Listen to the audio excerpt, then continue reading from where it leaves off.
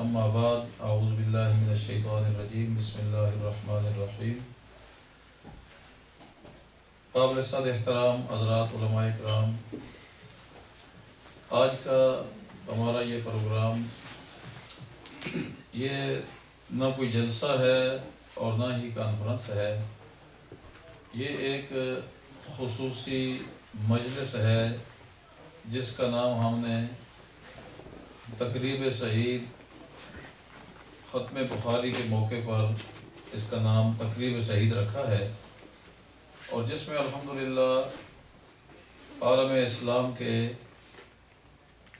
ہمارے بہترین قاری، بہترین نعت خوان اور الحمدللہ ثم الحمدللہ عالم اسلام کے عظیم عالم، عظیم محقق، اور جن کا ثانی اس وقت ہمارے پاس کوئی نہیں، میری مراد امام اہل سنت مفکر اسلام حضرت علامہ ڈاکٹر خالد محمود مدظل العالی، جو ہماری خوش قسمتی اور خوش نصیبی کہ الحمدللہ وہ بھی تشریف لا چکے ہیں، اور کئی سارے ساتھی حضرات علماء اکرام، چونکہ یہ محفل علماء اکرام کے لیے ہے، ختم بخاری کا پروگرام ہے، اور حضرت علامہ صاحب دامت برکاتہم العالیہ اس موقع پر اسی عنوان پر جو بھی چیزیں ہوں گی وہ انشاءاللہ بیان فرمائیں گے،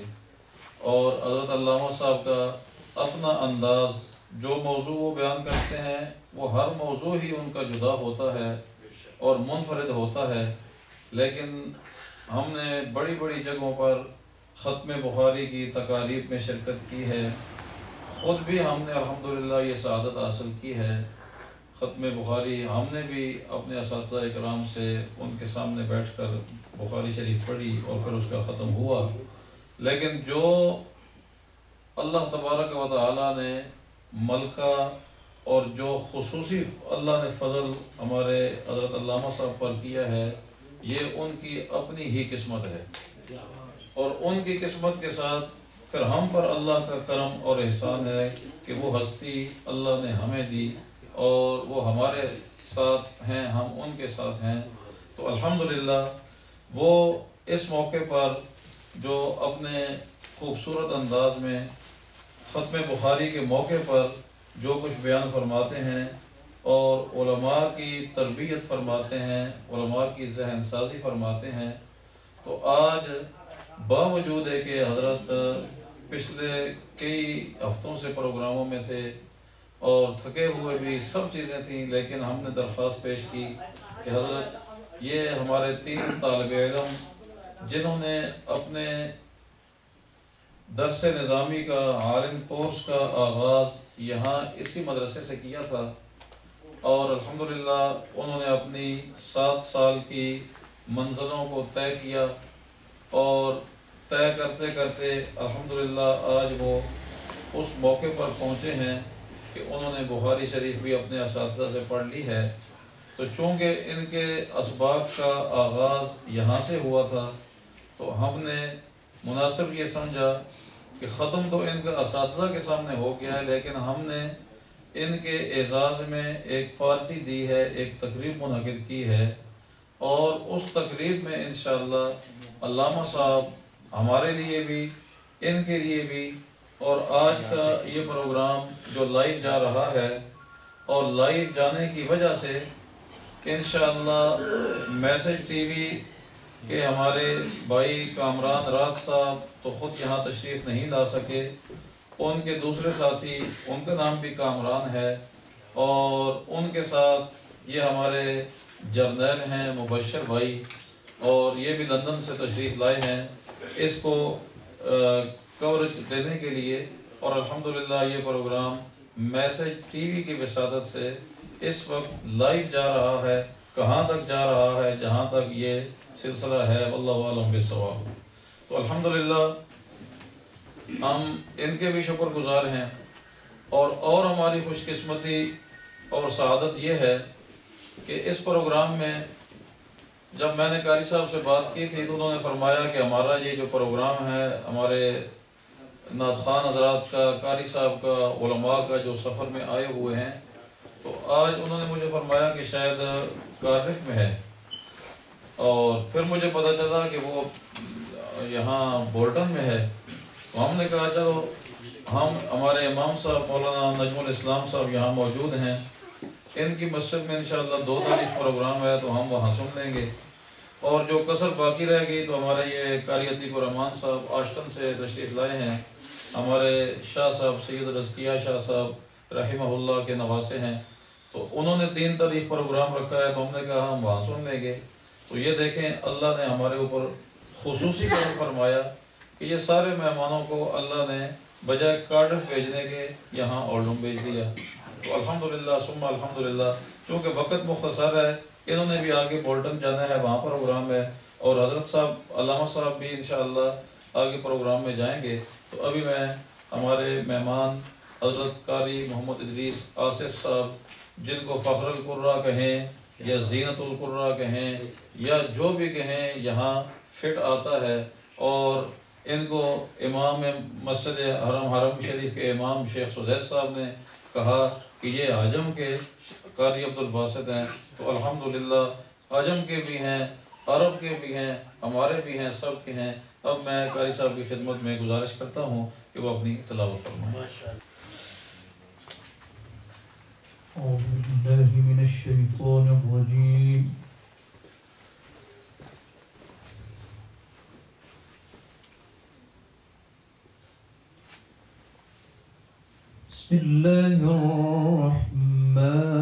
बिस्मिल्लाहिर्रहमानिर्रहीम।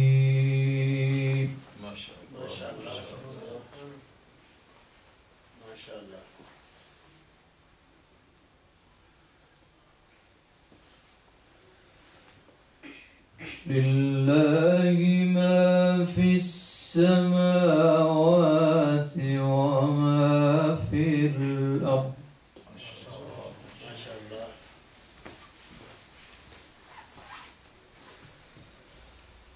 وإن تبدوا ما في أنفسكم أو تخفوا يحاسبكم به الله. ما شاء الله.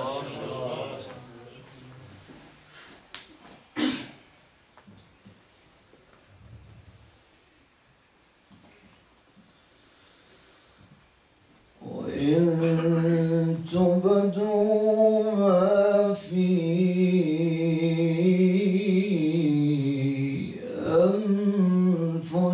أنفسكم أو تخفوا يحاسبكم به الله.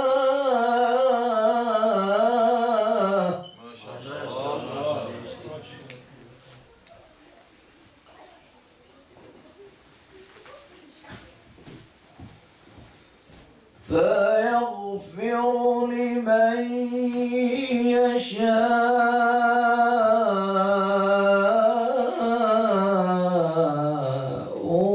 ويعذب من يشاء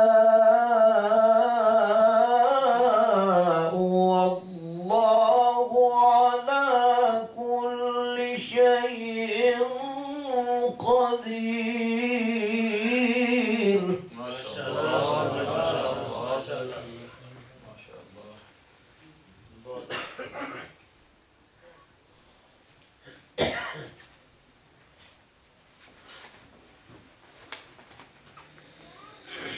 لله ما في السماوات وما في الأرض. ما شاء الله. ما شاء الله.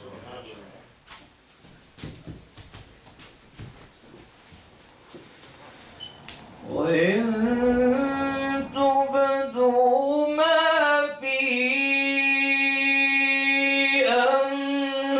أنفسكم أو تخفوا يحاسبكم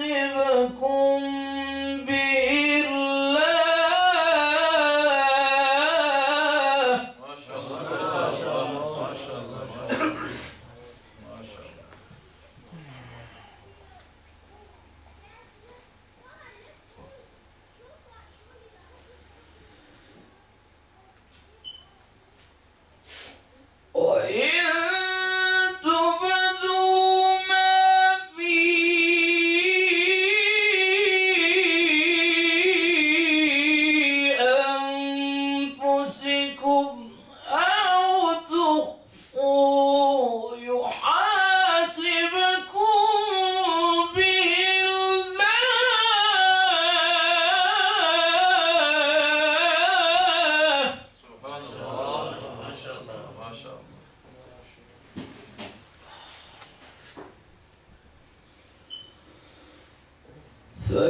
يغفر لمن يشاء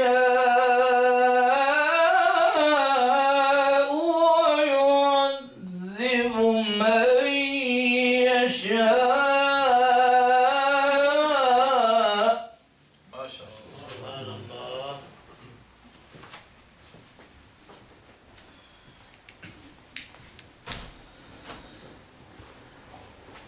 فيغفر لمن يشاء ويعذب من يشاء والله على كل شيء قدير. ما شاء الله. ما شاء الله. ما شاء الله.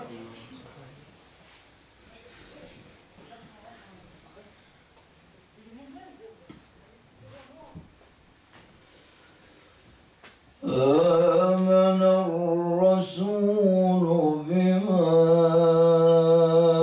أنزل إليه من ربه والمؤمنون. سبحان الله. ما شاء الله. ما شاء الله.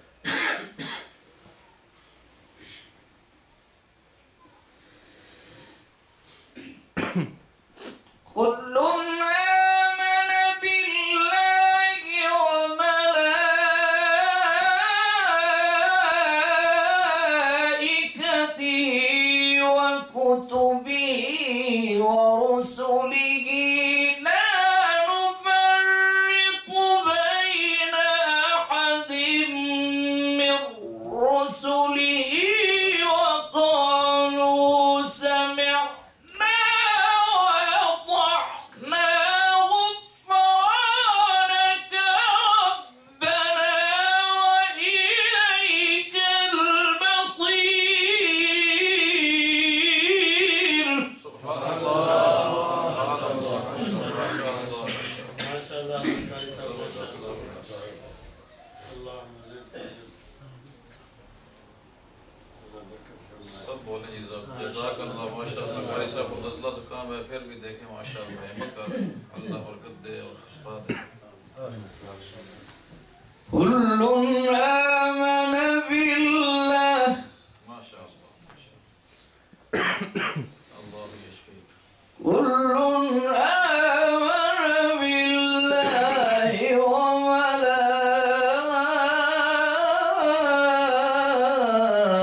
وملائكته وكتبه ورسله لا نفرق بين أحد من رسله. سبحان الله. ما شاء الله. ما شاء الله. كل آمن بالله وملائكته وكتبه ورسله لا نفرق بين أحد من رسله وقالوا سمعنا وأطعنا غفرانك ربنا وإليك المصير. ما شاء الله. ما شاء الله. ما شاء الله. سبحان الله. سبحان الله. ما شاء الله. لا يكلف الله نفسا إلا وسعها لها ما كسبت وعليها ما اكتسبت. ما شاء الله.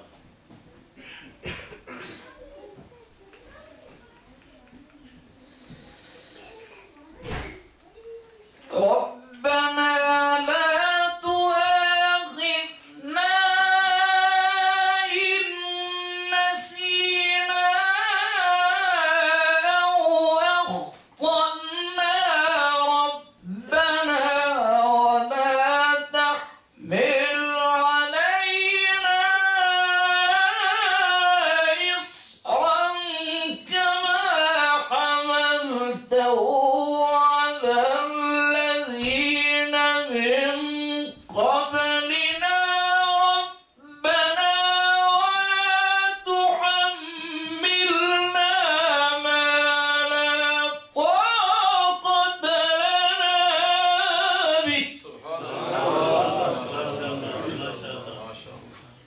माशाअल्लाह माशाअल्लाह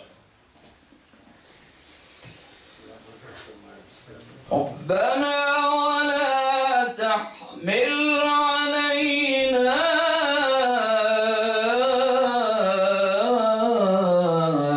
إصرا كما حملته على الذين من قبلنا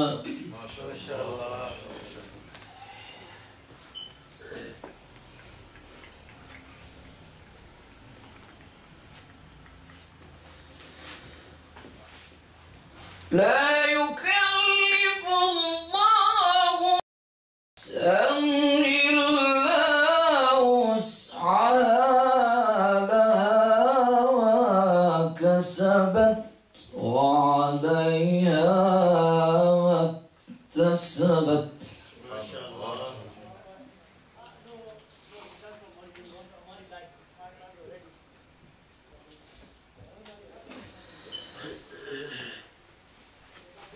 ربنا لا تؤاخذنا إن نسينا أو أخطأنا ربنا ولا تحمل علينا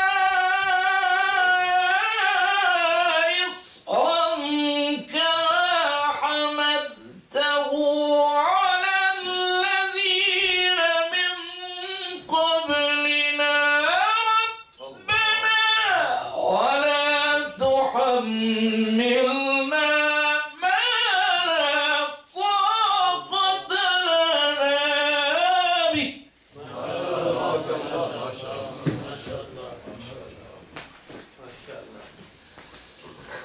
ربنا ولا تحملنا ما لا طاقة لنا به واعف عنا وارحمنا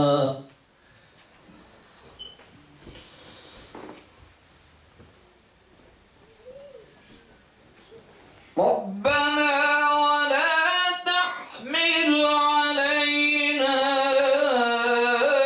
إصرا كما حملته على الذين من قبلنا ربنا ولا تحملنا ما لا طاقة لنا به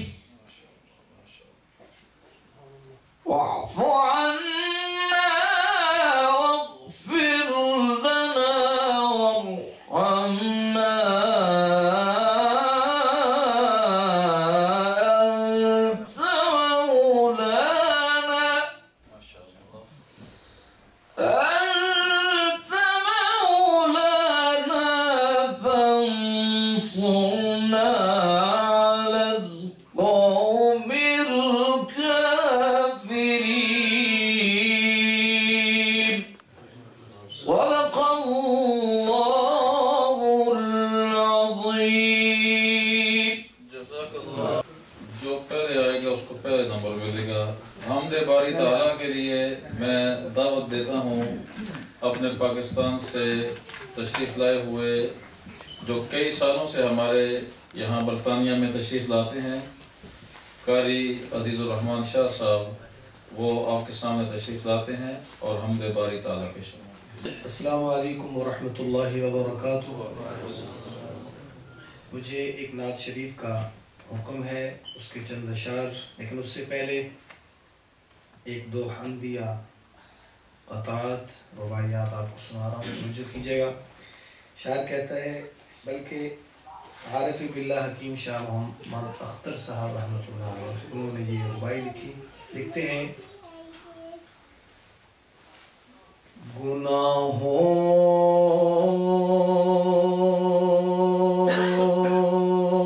से कभी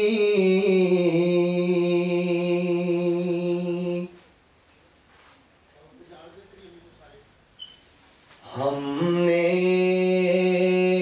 किनारा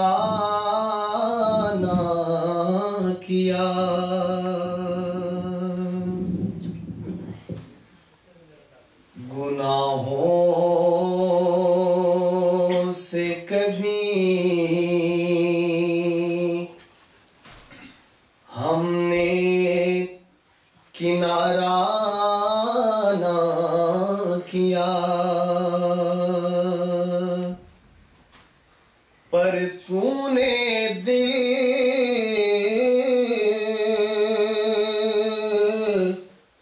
آزردہ ہمارا نہ کیا، پر تو نے دل آزردہ ہمارا نہ کیا۔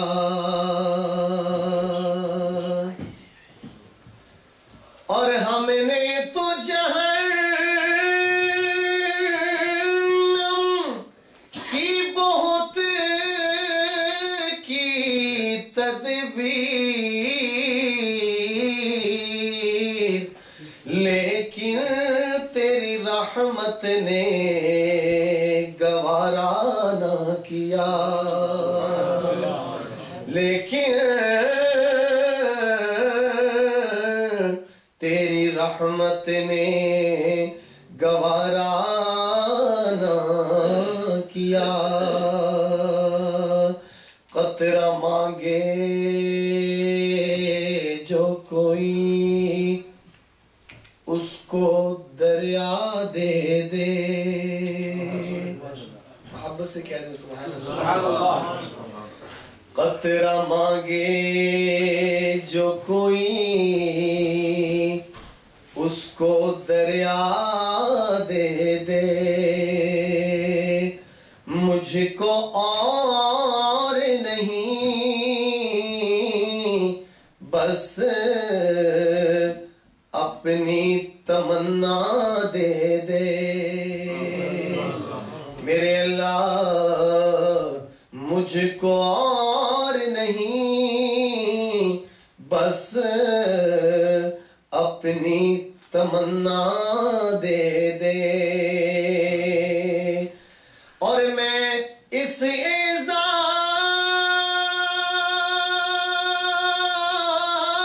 کے لائق تو نہیں ہوں، لیکن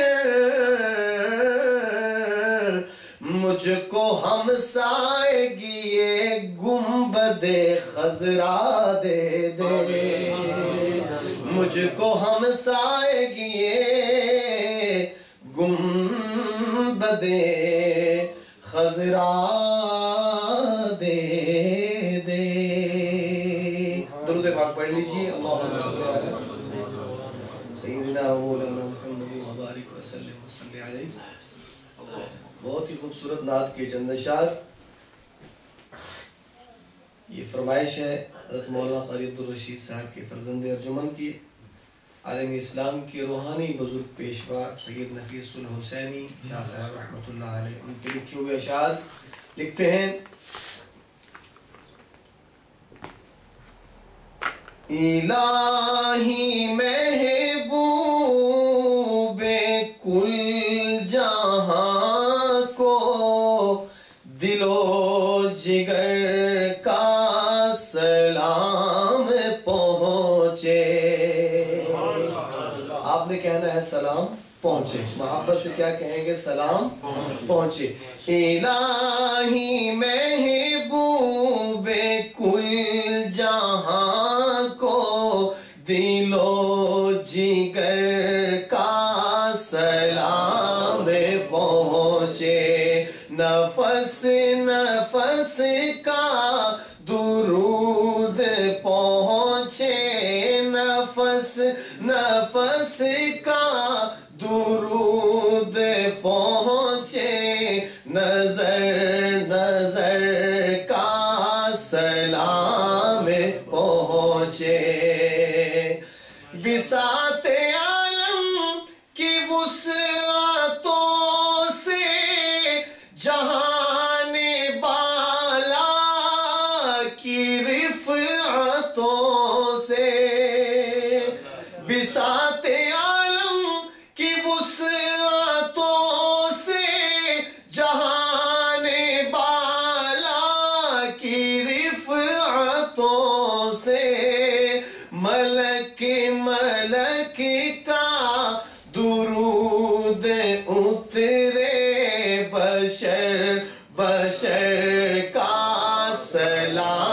میں پہنچے الہی محبوب کل جہاں کو دل و جگر کا سلام پہنچے میرا قلم بھی ہے ان کا صدقہ میرے ہنر پہ ہے ان کا سایہ میرا قلم بھی ہے ان کا صدقہ میرے ہنر پہ ہے ان کا سایہ حضور خواجہ میرے قلم کا میرے ہنر کا سلام پہنچے حضور خواجہ میرے قلم کا میرے ہنر کا سلام پہنچے یہ التجا ہے کہ روز محشر گناہگاروں پہ بھی نظر ہو یہ التجا ہے کہ روز محشر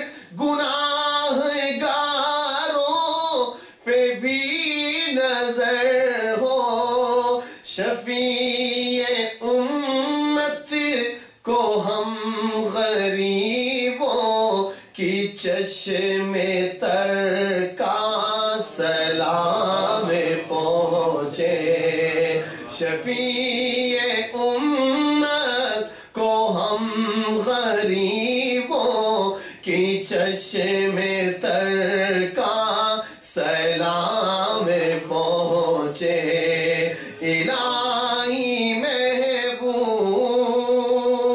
اور آخری شعر ہے نفیس کی بس دعا یہی ہے فقیر کی اب صدا یہی ہے نفیس کی بس دعا یہی ہے فقیر کی اب صدا یہی ہے سواد طیبہ میں رہنے والوں سواد طیبہ میں رہنے والوں کو عمر بھر کا سلام پہنچے نفس نفس کا درود پہنچے نظر نظر کا سلام پہنچے الہی محبوب کل جہاں کو دل و جگر کا سلام پہنچے ابھی میں پاکستان جنگ سے چشتی خاندان کے چشم و چراغ جی چشتی خاندان کے چشم و چراغ جناب حافظ طاہر بلال چشتی صاحب کو دعوت دیتا ہوں وہ آئیں اور اپنا کلام پیش کریں درود پاک پڑھنی تمام ابراہیم والا علی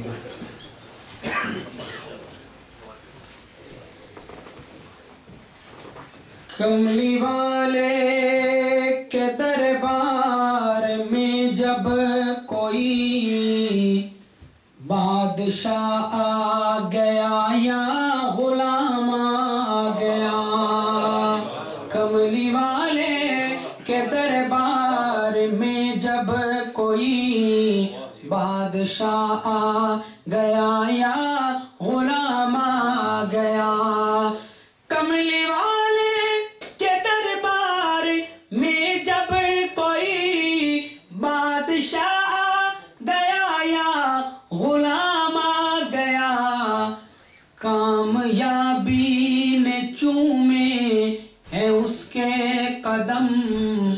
भर के अपनी मुरादें तमाम आ गया। कमली वाले के दरबार में जब कोई बादशाह आ गया या गुलाम आ गया, कामयाबी ने चूमे है उसके कदम, भर के अपनी मुरादें तमाम आ गया।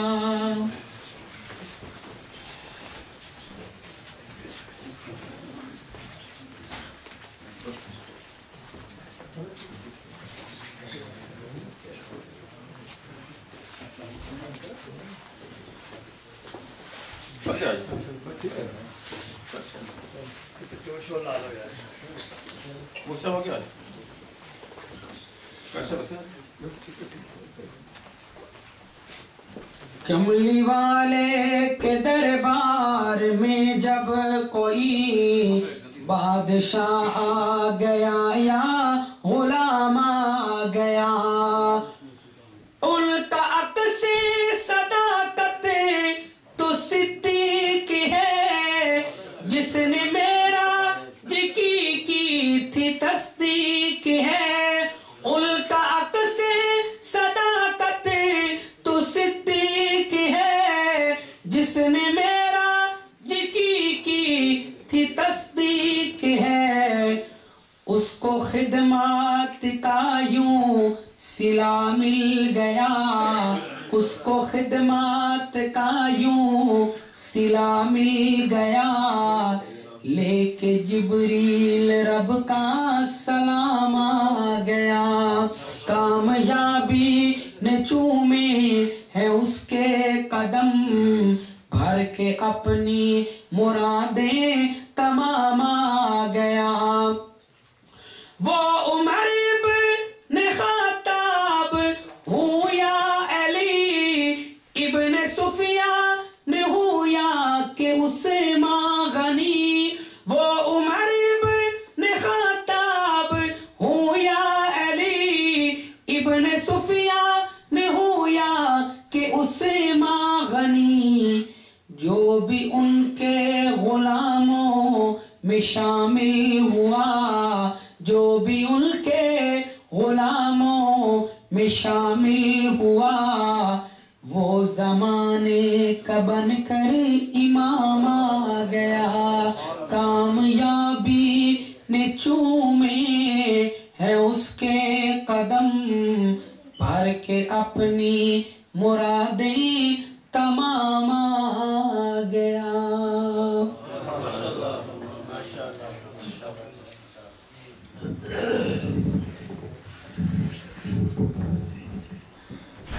हज़रात, अब इंतज़ार की घड़ियाँ ख़त्म हैं, चूँकि वक़्त बहुत ही थोड़ा है।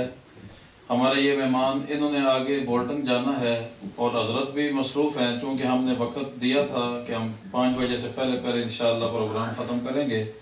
तो अब मेरा ख़्याल में सबसे पहले बुखारी शरीफ का दरस हो जाए, चूँकि हज़रात उलमाए किराम अल्हम्दुलिल्लाह मौलाना मोहम्मद अकरम साहब हडर्सफील्ड से, मौलाना मोहम्मद अहसन साहब ब्रेडफोर्ड से, मौलाना अब्दुल बारी साहब ब्रेडफोर्ड से, हाफिज मोहम्मद इरशाद साहब बोल्टन से, मौलाना मोहम्मद शफीक साहब ओल्डम से, मुफ्ती फैज़ुर रहमान साहब मैनचेस्टर से, मौलाना मोहम्मद अकरम साहब हडर्सफील्ड से, हमारे मौलाना नजमुल इस्लाम साहब मस्जिद अक्सा के खतीब ओल्डम से, और कारी अतीकुर रहमान शाह साहब और हमारे शाह साहब मरहूम सैयद रज़किया शाह साहब रहमतुल्लाह के साहबजादे हाफिज इस्माइल रज़किया आश्टन से, मौलाना असलम साहब आश्टन से।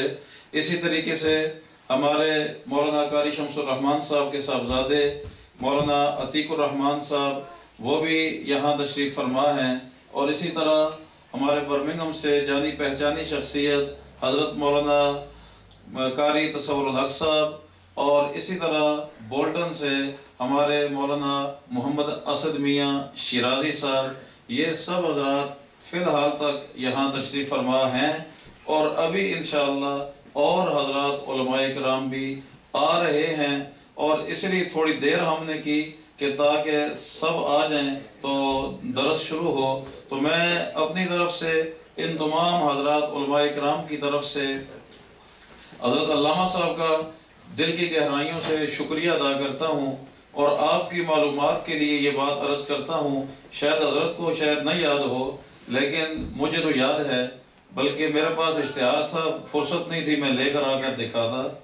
تو جب میری شادی ہوئی تو میرے استاد محترم شیخ الحدیث و تفسیر حضرت مولانا عبدالسلام صاحب رحمہ اللہ تعالی اور استاد محترم شیخ الحدیث حضرت مولانا محمد صابر رحمہ اللہ تعالی مجھے فرمانے لگے کہ ہمارا خیال یہ ہے کہ چونکہ علامہ صاحب لندن سے پاکستان تشریف لائے ہوئے ہیں تو آپ کی شادی پر ان کا بیان ہو جائے۔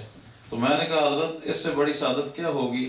تو حضرت کا تعلق میرے اساتذہ کے ساتھ یوں تھا کہ اساتذہ کرام نے خط لکھا اور ہمیں کنفرم بھی نہیں تھا، ہم نے اشتہار لکھ دیا کہ حضرت تشریف لائیں گے۔ تو شام کا وقت تھا تو ہم نے کیا دیکھا کہ حضرت واہ فیکٹری پہنچے اور وہاں سے جو واہ فیکٹری سے آنے والے حضرات تھے ان کے ساتھ گاڑی میں سوار ہو کر ہمارے گاؤں گڑی افغانہ پہنچ گئے۔ تو یہ حضرت کا تعلق اور میرے اساتذہ کا ان کے ساتھ تعلق، اور آج الحمدللہ مجھے اسی تعلق پر فخر ہے کہ جو تعلق انہوں نے حضرت سے قائم کیا، آج الحمدللہ وہی تعلق میرا بھی ان کے ساتھ ہے۔ بے شک وہ دنیا میں نہیں رہے لیکن الحمدللہ میں جب تک ہوں، اور حضرت کا سایہ اللہ تعالیٰ دیر ہمارے سروں پہ قائم و دائم رکھے اور پوری امت مسلمہ کو ان کے فیض سے مستفیض فرمائے۔ انشاءاللہ ہم اسی طرح ان کے خادم رہیں گے، اسی طرح ان کے زیر سایہ دین کا کام کرتے رہیں گے، ان کے قافلے کے سپاہی بن کر انشاءاللہ ان کے شانہ بشانہ رہیں گے۔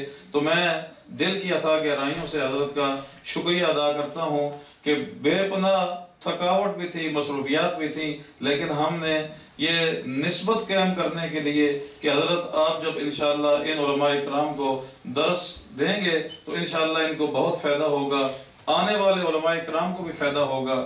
تو باقی ہمارے ساتھی مولانا قاری شمس الرحمان صاحب کے صاحبزادے جو پچھلے سال بلیک بن سے فارغ ہوئے، میں ان کو بھی کہتا ہوں کہ وہ بھی آگے تشریف لائیں۔ مولانا عتیق الرحمان صاحب، ہمارے بھائی تاج محمد، بھائی امجد، اور یہ میرے صاحبزادے حافظ عادل اور عمر فاروق، یہ سب مرحبا۔ حضرت مولانا مفتی محمد اسلم صاحب، حافظ محمد اکرام صاحب، خوش آمدید کہتا ہوں، تشریف لائیں۔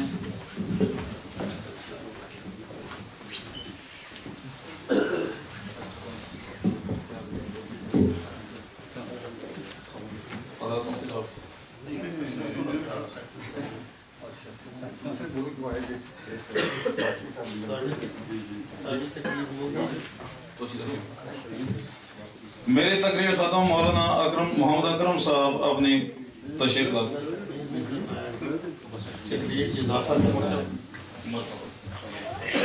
بسم اللہ الرحمن الرحیم۔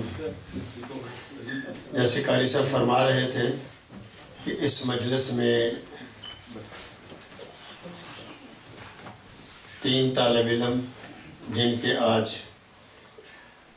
علم کی تکمیل کا یہ دن بھی ہے اور وقت بھی ہے، اور حضرت علامہ صاحب انشاءاللہ اپنی سند سے ان کو بخاری شریف کی آخری حدیث پڑھائیں گے، اور اپنی سند سے انشاءاللہ جو ہے اس نسبت کے ساتھ جوڑیں گے۔ تو میں چاہتا تھا قاری صاحب ہی کہہ دیتے، لیکن شاید ان کے ذہن میں یہ بات نہیں آئی کہ طالب علم ہی ہے، بوڑھا ہو یا بچہ ہو، تو ہم سب طالب علم ہی ہیں، اور ہم یہ چاہتے ہیں حضرت علامہ صاحب جو حدیث پڑھائیں تو وہ ہمیں بھی پڑھا دیں۔ جب ہمیں بھی پڑھا دیں گے تو حضرت علامہ صاحب کی جو علمی نسبت ہے انشاءاللہ ہمارے لیے اس علمی نسبت میں جو ہم نے پہلے حاصل کی ہوئی ہیں اس میں ایک اور علمی نسبت کا اضافہ ہوگا۔ تو یہ 3 طالب علموں کی تقریب نہیں ہے، ہم سب طالب علموں کی تقریب ہے۔ تو انشاءاللہ مجھے امید ہے حضرت جب پڑھائیں گے تو یہ تقریر نہیں بلکہ یہ یعنی سند کی نسبت کی ایک تقریب ہے، تو ہم اس میں شریک ہیں۔ حضرت پڑھائیں گے، ہم بھی پڑھیں گے، جہاں حضرت ان کو اجازت دیں گے ہمیں بھی اجازت مرحم فرما دیں، کل قیامت میں ہم یہ کہہ سکیں ہم بھی ایک واسطے سے حضرت علامہ عثمانی رحمۃ اللہ علیہ کے شاگردوں میں شامل ہیں۔ حضرات، میں تعلق کی بات کر رہا تھا، اپنے اساتذہ کا ذکر کر رہا تھا، تو حضرت مفتی محمد اسلم صاحب دامت برکاتہم، ان کا بھی دونوں مرحوم شیخین کے ساتھ تعلق تھا، وہ ان کے ساتھ تعلق رکھتے تھے۔ تو مفتی صاحب کل پرسوں ہی پاکستان سے تشریف لائے، تو میں نے کل ہی ان کو فون کیا، میں نے کہا آپ تھکے ہوئے آئے ہیں، مصروف بھی ہوں گے، تو یہ ایک مبارک تقریب ہے، اور میں یہ چاہتا ہوں کہ میرے اساتذہ کے تعلق رکھنے والے جتنے بھی ہیں وہ اس تقریب میں آئیں تو ہمارے لیے خوشی کا باعث بنے گی۔ تو میں مفتی محمد اسلم صاحب کو بھی خوش آمدید کہتا ہوں اور ان کا شکریہ ادا کرتا ہوں کہ وہ بھی اپنا وقت نکال کر کے آئے۔ مولانا اسد میاں شیرازی صاحب، مولانا قاری تصور الحق صاحب، حافظ محمد اکرام صاحب، جتنے حضرات ہیں پہلے میں نام لے چکا ہوں، ابھی بعد میں اور بھی آئیں گے، اور انشاءاللہ علامہ صاحب کے بیان کے بعد انشاءاللہ حافظ ابو بکر صاحب کی نعت بھی آپ کو ہم سنائیں گے انشاءاللہ۔ الحمدللہ الحمدللہ والسلام علی عبادہ الذین اصطفیٰ، اما بعد۔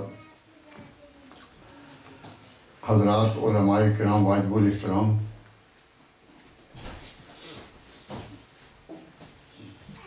سامعین عزیز، دوستوں اور بھائیوں، حضرت مولانا قاری عبدالرشید صاحب دامت برکاتہم نے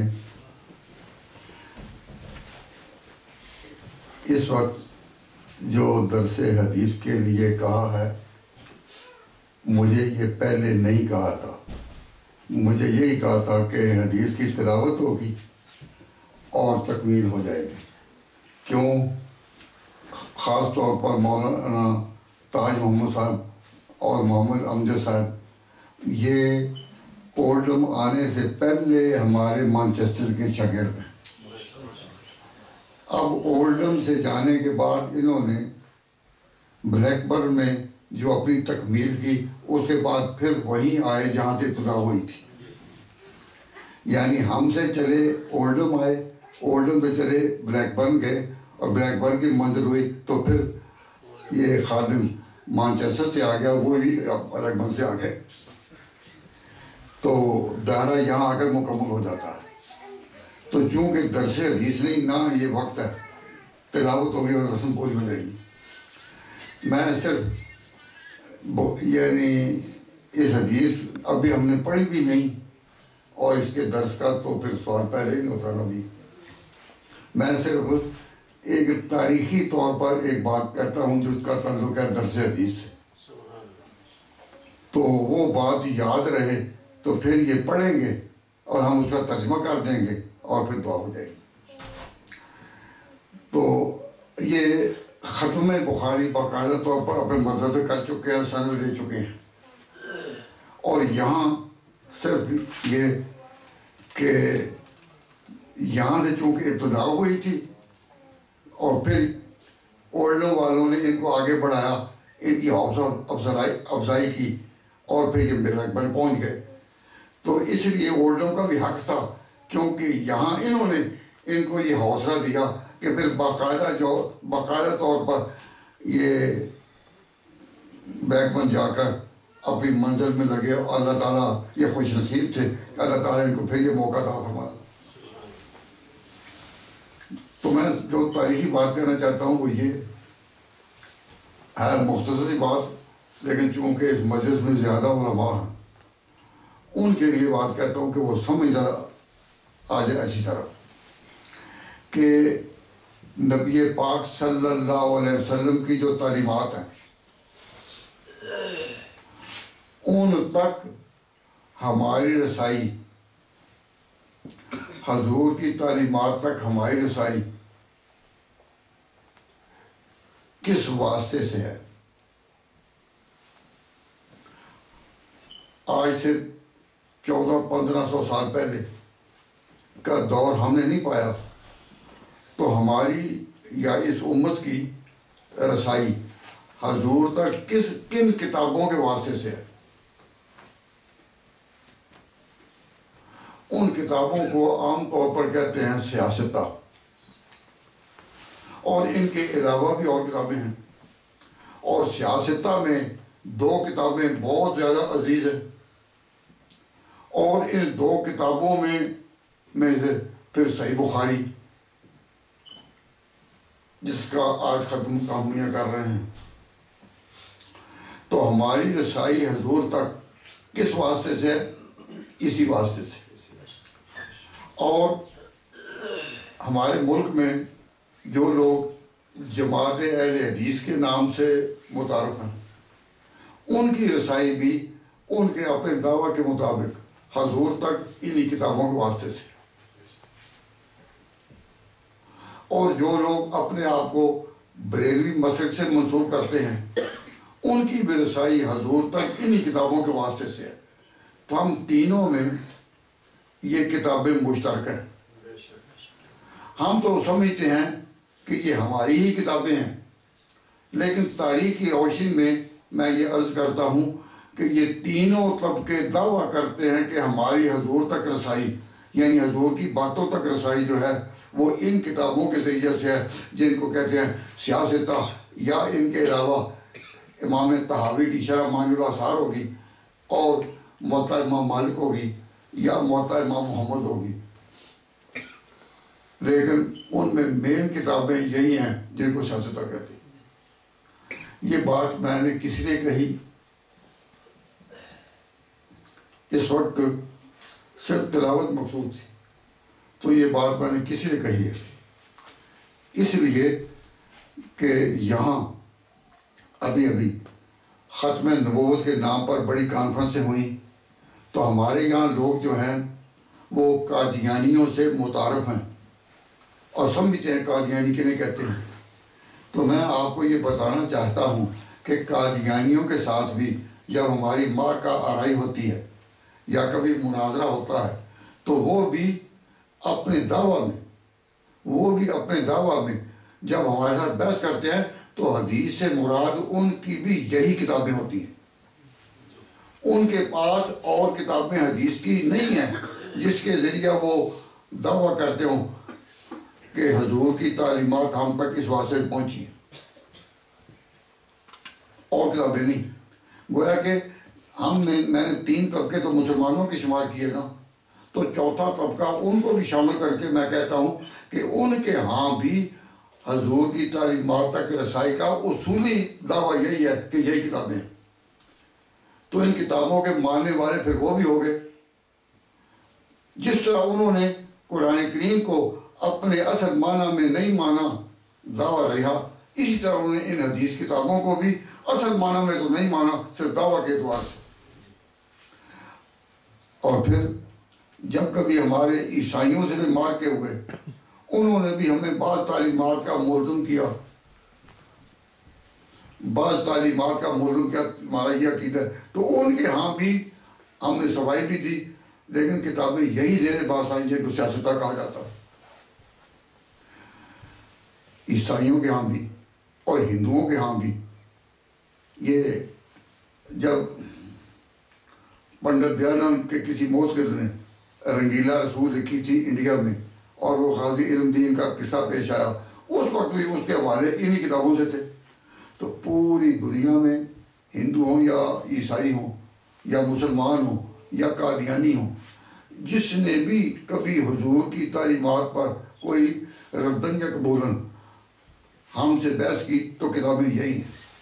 صرف ایک طبقہ ہے کہ جن کی حضور تک رسائی ان کتابوں سے نہیں، اور ان کی حدیث کی کتابیں اپنی ہیں اور علیحدہ ہیں ہم سے۔ یعنی وہ پھر قادیانیوں سے بھی آگے گزر کر ہم سے اختلافات کی خلیج کام کر دیا۔ وہ کون ہیں؟ اثنا عشری، جو یہ عقیدہ رکھتے ہیں کہ نبی پاک صلی اللہ علیہ وسلم کے بعد 12 امام جو ہیں وہ خدا کی طرف سے مقرر ہیں۔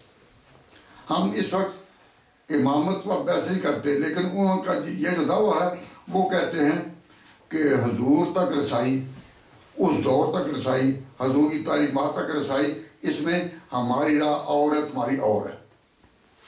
تو ہماری جو کیا کتابیں ہیں سیاستہ، ان کے تو نام آپ حضرات کو معلوم ہے جس طرح ہمیں معلوم ہے، تو نام دینے کی تو ضرورت نہیں، لیکن ان کے ہاں جو 4 کتابیں ہیں اس درجے میں، ہمارے ہاں جو 6 ہیں تو ان کے ہاں 4 کتابیں ہیں۔ ہم کہتے ہیں ان 6 کتابوں کو کہ سیاستہ کتابیں ہیں 6، وہ اپنی کتابوں کو کہتے ہیں کہ یہ 4 اصول ہیں، یعنی اصول کا معنی کتابیں ہیں، لیکن وہ 4 کتابوں کو کتاب کہہ کر پیش نہیں کرتے، تو کہتے ہیں ہمارے ہاں یہ 4 اصول ہیں۔ پہلا ہے محمد بن یعقوب کلینی۔ محمد بن یعقوب کلینی اس نے کتاب لکھی ہے جس کا نام ہے الکافی۔ الکافی کے پھر حصے ہیں 3، اصول کافی، فروع کافی اور روضہ کافی، تو ایک کتاب۔ دوسری کتاب ان کی ہے تہذیب الاحکام، جو علی ابن ابراہیم قمی کی ہے۔ تیسری کتاب ان کے ہاں ہے، نہیں میں کیا کس طرح پڑھا، ہاں ٹھیک ہے، نہیں تہذیب الاحکام کا نام دیا۔ اور پھر ان کی کتاب ہے من لا یعظ الفقیہ۔ یہ جو تہذیب الاحکام ہے یہ علی ابن ابراہیم قمی کی نہیں، یہ توسی کی ہے۔ اور جو چوتھی کتاب ہے اعلی استبصار فی ما اختلف من الاخبار، وہ بھی محمد بن حسن توسی کی ہے۔ گویا کہ الکافی محمد بن یعقوب کلینی کی، تہذیب الاحکام اور آخری کتاب اعلی استبصار یہ محمد بن حسن توسی کی، اور من لا یعظ الفقیہ وہ ابن باوہ قمی۔ علی بن ابراہیم قمی جو ہے وہ استاد ہے کلینی کا، وہ میری زبان سے یہ اس وقت بات نکل گئی تھی، تو ابن باوہ قمی۔ تو ان کے ہاں وہ 4 کتابیں ان کو کہتے ہیں اصول اربع، اصول اربع 4۔ تو ان کی رسائی ان کے لیے بالکل رسائی اور لائنوں سے، اور ہمارے ہاں دین کی حضور تک رسائی، اور پورے دنیا کے ہاں حضور تک مسلمانوں کی رسائی انہی کتابوں سے ہے۔ تو ہماری ان کتابوں پر گویا کہ پورا عالمی ایگریمنٹ، عالمی اجماع ہے اس پر کہ پیغمبر اسلام کی باتیں جو ہیں وہ معلوم کرنی ہو، کوئی مخالفت کرے یا موافقت، لیکن حضور کی تعلیمات وہی ہیں جو ان کتابوں سے آئی ہیں، اور جو ان کتابوں کے ہاں گرد ڈیرا ڈالے ہوئے ہیں وہ حقیقت میں اس صحیح طریقے کو سمجھتے ہیں کہ ہماری حضور تک رسائی اسی واسطے سے۔ اور شیعہ کے بارے میں یا اس نام سے نہیں، اس اشریوں کے بارے میں سب کو معلوم ہے علماء کو کہ ان کی لائن اپنی ہے، ان کی کتابیں اپنی ہیں۔ جس طرح ہمارے ہاں صحیح بخاری کی شروع ہیں، ان کے ہاں محمد بن یعقوب کلینی کے اصول کی شروع ہیں۔ مولا محمد باقر مجلسی نے بھی میرا تو العقول فی شرح الفروع والاصول پوری شرح لکھی ہے، اور بھی ان کی بہت سی، تو وہ اس میں لگاتے ہیں، اس میں اور ہماری کتابوں میں کیا فرق ہے۔ ایک بات میں نے کہا کہ جو اثنا عشری ہیں 12 اماموں کا ہے، ان میں 12ویں امام کے متعلق وہ اس کا نام ہے انہوں نے رکھا ہوا کہ امام غائب ہے، امام غائب۔ اور یہ جو ان کا عقیدہ امام غائب یہ کن کے مقابلے میں ہے؟ یہ ان کا جو نام ہے امام غائب وہ کن کے مقابلے میں ہے؟ وہ اسماعیلیوں کے مقابلے میں ہے۔ تو اسماعیلی بھی انہی کا ایک فرقہ ہے اثنا عشری کے علاوہ، تو وہ قائل ہیں امام حاضر کے۔ اسماعیلی کہتے ہیں کہ جو ہمارے عقیدے میں اہل بیت کا نمائندہ جس کے ہم غلام ہیں وہ ہے امام حاضر، یہ کہتے ہیں ہمارا ہے امام غائب۔ تو امام غائب جو ہے کہ یہ قائلین ہمارے سامنے ہمارے مقابلے کے لیے بحث کے لیے اسماعیلی نہیں آتے، اثنا عشری آتے ہیں۔ تو اسنا عشری جب ہمارے سامنے آتے ہیں مقابلے میں تو وہ امام غائب کے قائل ہیں.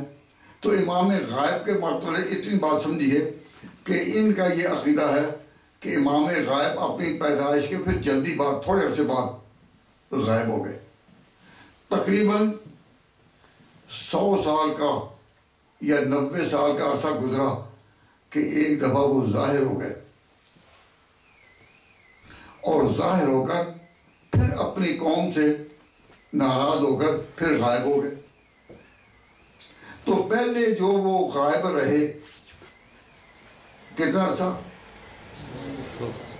90 سال یا 100 سال کا, اس کو کہتے ہیں علماء کی اصطلاح میں جو علم ان کا قوم کی درسگاہ میں چلتا ہے اور کربلا میں, اس کا نام ہے غیبت صغریٰ.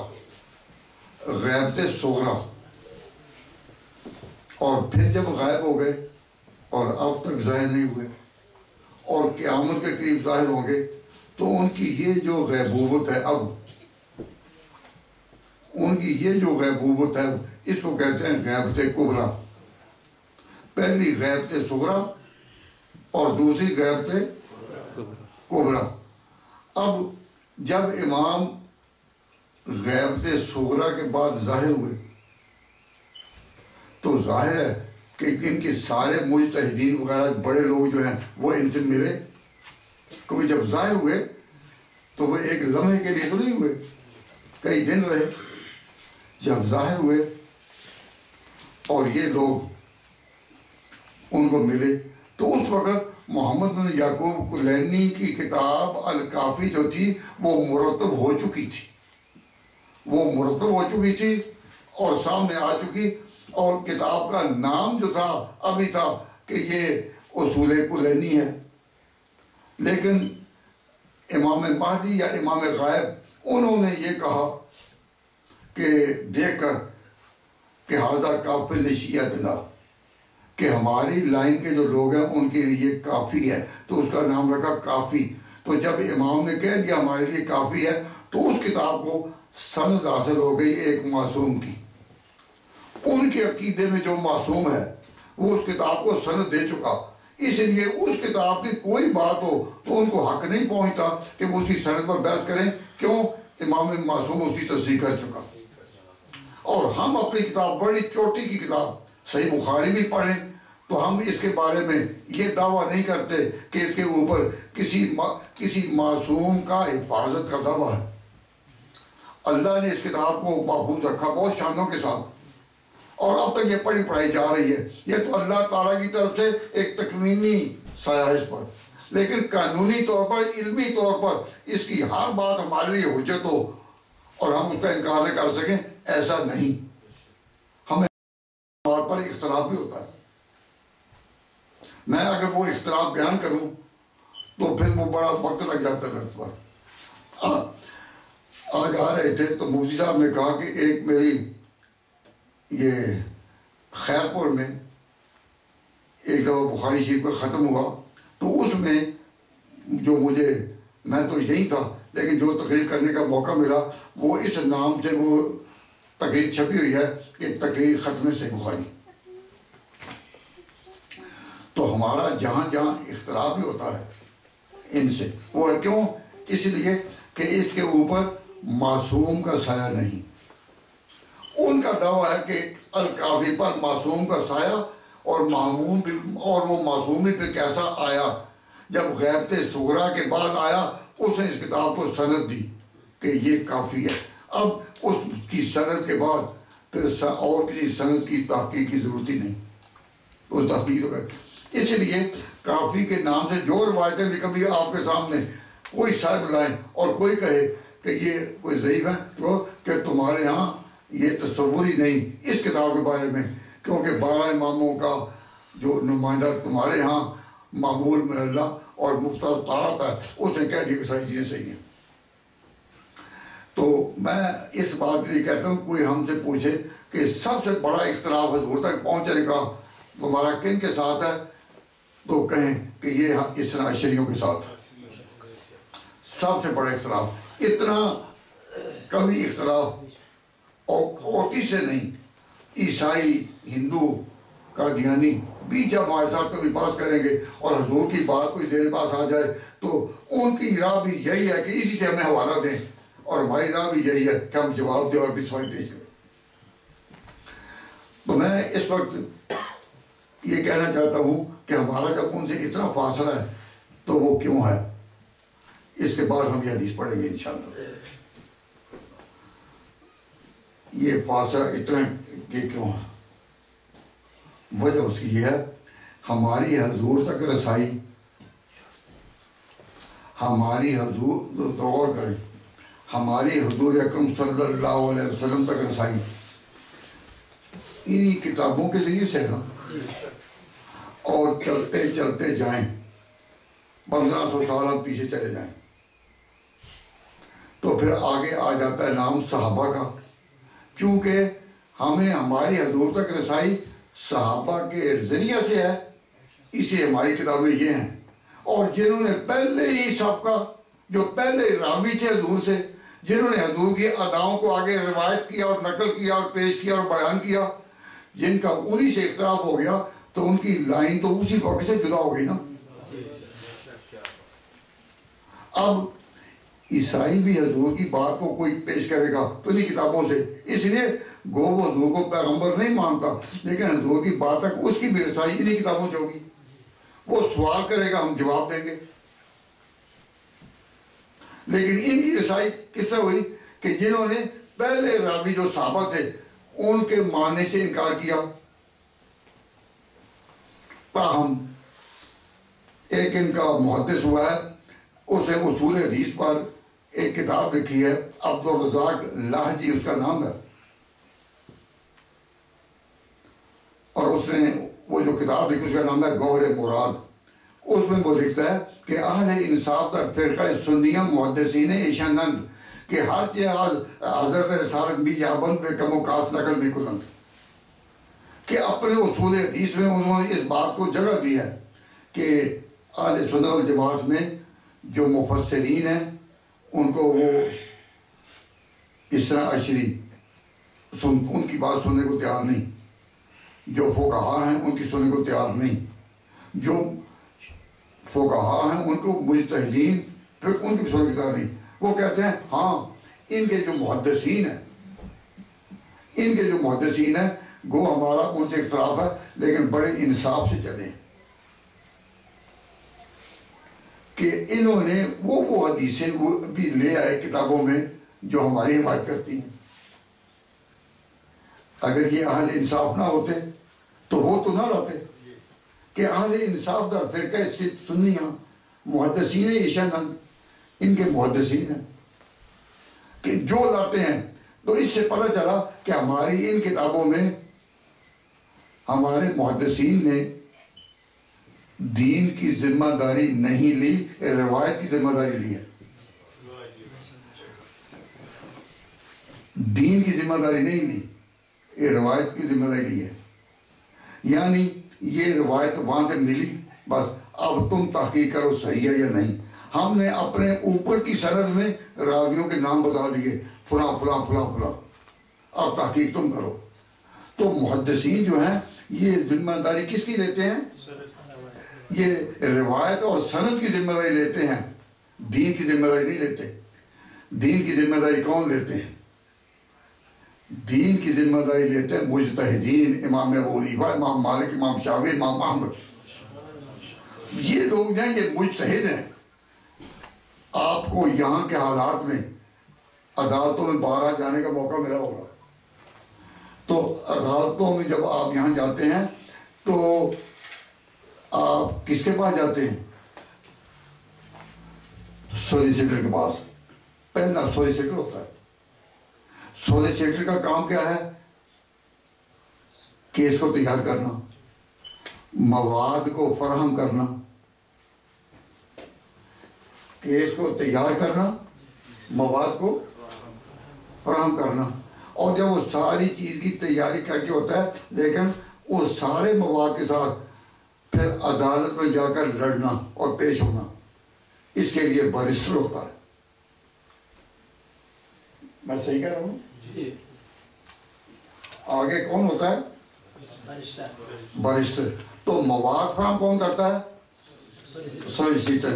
लेकिन आगे वो समझता, बात को उठाता और गिराता और मुकाबले में लाता कौन है? बैरिस्टर।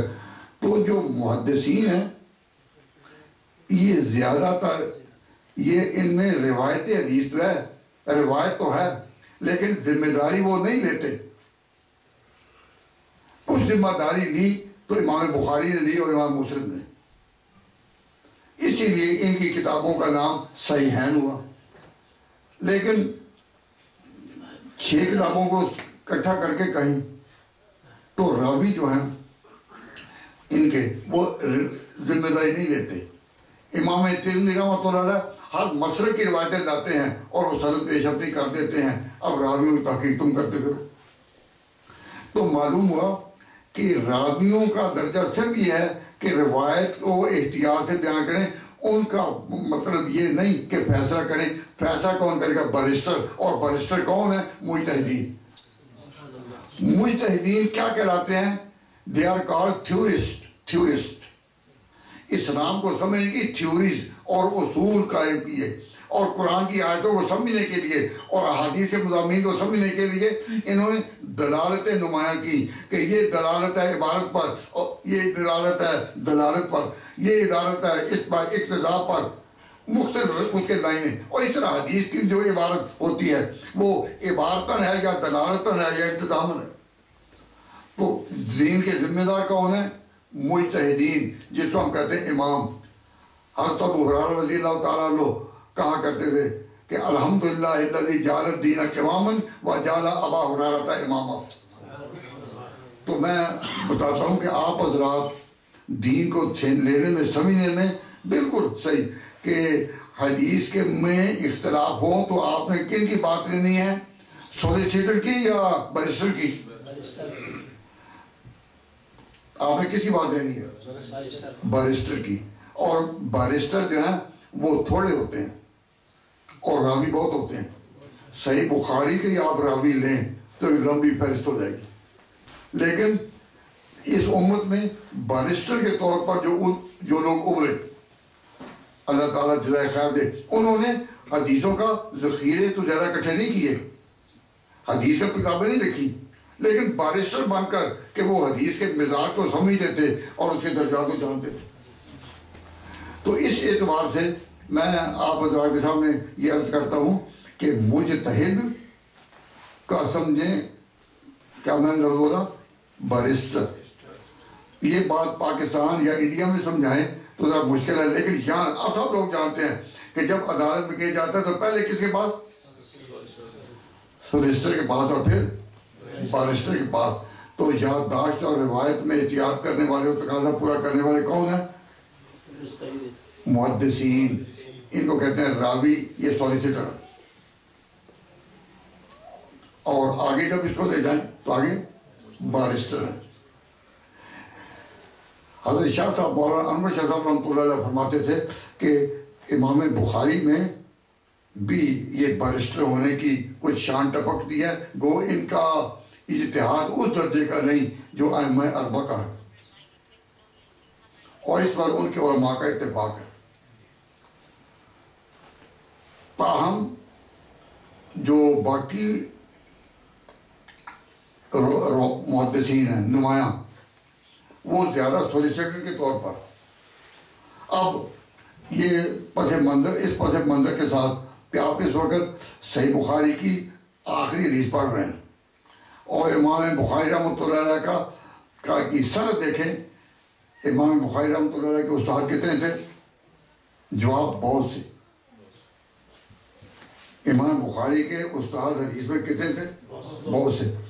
उनमें से जो आखिरी उस्ताद है ना, ये पहले 1 2 3 4, तो जो आखिरी उस्ताद है ना, उससे जो इन्होंने हदीस पाई वो आखिर में लाए। अब ये कमाल, इसको कहते हैं हुस्न सनद, कि जिस पर सनद खुद कुर्बान होती है, उसकी सनद लाए। अब ये इमाम बुखारी रहमतुल्लाह अलैह की जो सनद है सही बुखारी में, इसकी कोई नज़ीर नहीं। اس کی کوئی نظیر نہیں. اللہ کی کتاب تو اس لیے بے نظیر ہے. اللہ کی کتاب تو اس لیے بے نظیر قرآن پاک کہ اس کے پیچھے خدا کا وعدہ ہے کہ میری حفاظت. لیکن دنیا علم میں حدیث کے فن میں امام بخاری رحمۃ اللہ علیہ نے جو بے نظیر ترتیب کے ساتھ کتاب لکھی اس کا ثانی نہیں.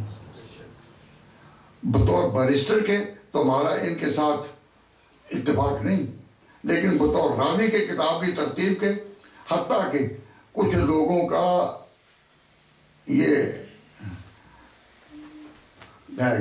اپنا خیال ہے کہ امام مسلم ان سے بھی آگے ہیں اسے ترتیب میں. تو اختلاف ہوا علماء میں، علماء شام میں، تو کہتے ہیں تنازع قوم فی البخاری و مسلم میں فقاموا لدی الجوزین یقدموا فقلت لقد فاق البخاری صحتا کما فاق فی حسن الصناعت مسلم. تو فرماتے ہیں کہ امام بخاری صحت میں آگے بڑھ گئے اور حسن صنعت میں امام مسلم آگے بڑھ گئے. امام مسلم ایک ہی حدیث کی سندیں جو ہیں وہ ایک جگہ جمع کرتے ہیں کہ حدیث ایک ہی ہے، سند آگے کٹھے پھر اخیر میں حدیث. تو اس حدیث کے لیے سندیں پہلے آ گئی موت طرق کی اور بات بالکل ساتھ میں آ گئی. امام بخاری رحمۃ اللہ علیہ اس کو علیحدہ علیحدہ لاتے ہیں اپنے ابواب میں، جس طرح بیرسٹر اپنے مضمون کو ابواب میں تقسیم کر لیتا ہے تو بیرسٹر کی شان ہے. اب جو حدیث آج ہم پڑھیں گے اس کا عنوان پہلے سے کیا ہے؟ یہ ایک مین چیپٹر ہیڈنگ، بڑا مین چیپٹر ہیڈنگ یہ بڑا ہے، اور ایک ہوتا ہے اس کے ساتھ ذیلی ابواب. تو جو مین چیپٹر ہیڈنگ ہے اس کا نام ہے الرد علی الجہمیہ. الرد علی الجہمیہ. پہلے کسی دور میں اس باب کا نام کتاب التوحید بھی رہا ہے. زیادہ کتابوں میں جو نام لکھا ہوتا ہے الرد علی الجہمیہ، کہ جہمیہ طبقہ جو تھا وہ عقائد میں خاص طور پر اللہ تعالیٰ کی ذات کے بارے میں جو عقیدے ہیں ان میں کہاں تک مختلف ہے. اس میں امام بخاری رحمۃ اللہ علیہ نے اپنے ذہن کے مطابق جہمیہ کا رد لکھا ہے، اور ایسے عجیب انداز میں مثلا خدا کا تعارف کراتے ہوئے کہتے ہیں کہ ہمارے عقیدے میں کہ خدا تعالیٰ کا کلام کیسا ہے، یسمعہ من قربہ، اس کو سنتا ہے قریب والا بھی ایسے جیسے دور والا سنتا ہے. اب میری آواز ہے تو قریب والے اور سن رہے ہیں، دور والے اور طرح. تو خدا کی آواز کو دیکھو کہ خدا تعالیٰ کی آواز کو جب وہ آواز جنت میں بھی دیں گے تو اس کی آواز کو قریب والے اور بعید والے ایک ساتھ سنیں گے. اس کا تصور کو یہاں انسانی بساط میں آپ کے ہاں بہت مشکل ہے، لیکن یہ حقیقت. تو میں اسے توجہ اس وقت دلاتا ہوں کہ امام بخاری نے جب رد کیا ان کا تو اہل باطل کو چھیڑا یا نہیں؟ چھیڑا نا. اگر ہم علم دین میں اپنے حلقوں میں یہ کہیں بھئی اپنا مسلک چھوڑو نہ، دوسرے کو چھیڑو نہ، تو ہم کہیں گے کہ ہم بخاری شریف کی حدیث کو ختم ہی نہیں کرتے، پڑھ لیجیے. کہ جب آپ نے نیت ہی کری چھیڑنا نہیں.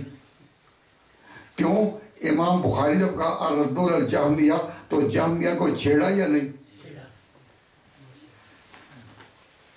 تو کیا نتیجہ نکلا کہ جب چھیڑنے کی ضرورت پیش آئے چھیڑنے سے چارہ نہیں. بات بڑی گہری کر دی. جب چھیڑنے کی ضرورت پیش آئے تو چھیڑنے سے چارہ نہیں. تو ساری کتاب صحیح بخاری پڑھنے کے بعد آپ کو یہ سبق دیا جا رہا ہے کہ یہ کہ کسی کو چھیڑو نہ، یہ سبق صحیح نہیں.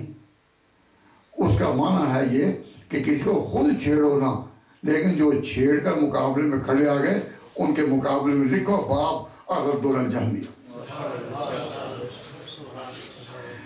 تو جن کا جملہ یہ ہے نا کہ چھیڑو نہ، اس کا معنی کیا ہے کہ آج خود نہ چھیڑو، لیکن اگر وہ چھیڑیں تو پھر تم الرد الجامیہ دیکھو اور بیان کرو.